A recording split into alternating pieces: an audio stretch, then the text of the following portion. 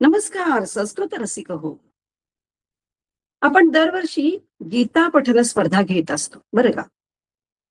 आणि दरवर्षी न चुकता मला कोणीतरी एक प्रश्न विचारतच, ताई पठन शब्द पाहिजे का पठण? तेव्हा मी सांगते पठन.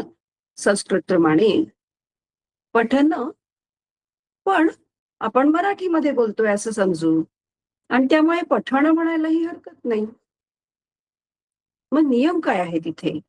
न कारण, न कधी, ण कधी.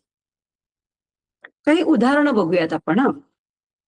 आपण म्हणतो गायन, वादन, चिंतन, मनन, लेखन, कर्तन. सगळीकडे न म्हणलंय बघा. पण आपण म्हणतो पोषण, भाषण, शिक्षण, रक्षण, लक्षण, संरक्षण.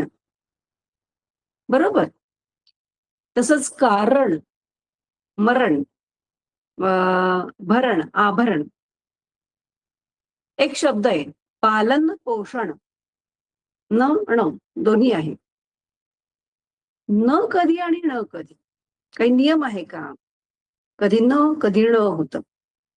न सारखंच ना किंवा ना. उदाहरण सांगते. आपण म्हणतो वेदना, संवेदना, वल्गना, जनगणना, साधना. ना म्हणतो. पण आपण तसंच म्हणतो घोषणा, उद्घोषणा, सुधारणा, विचारणा. इथे ना नाही णा म्हणतो.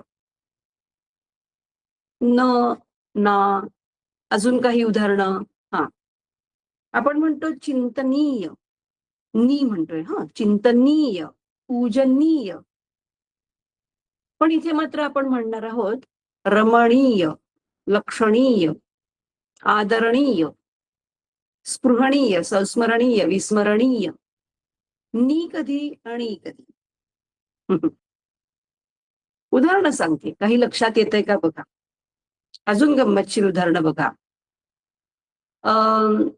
नय असा शब्द आहे. तिथे नच आहे. विनय, अभिनय. पण तरी सुद्धा न चालणं होतो. प्रणय, परिणय, निर्णय.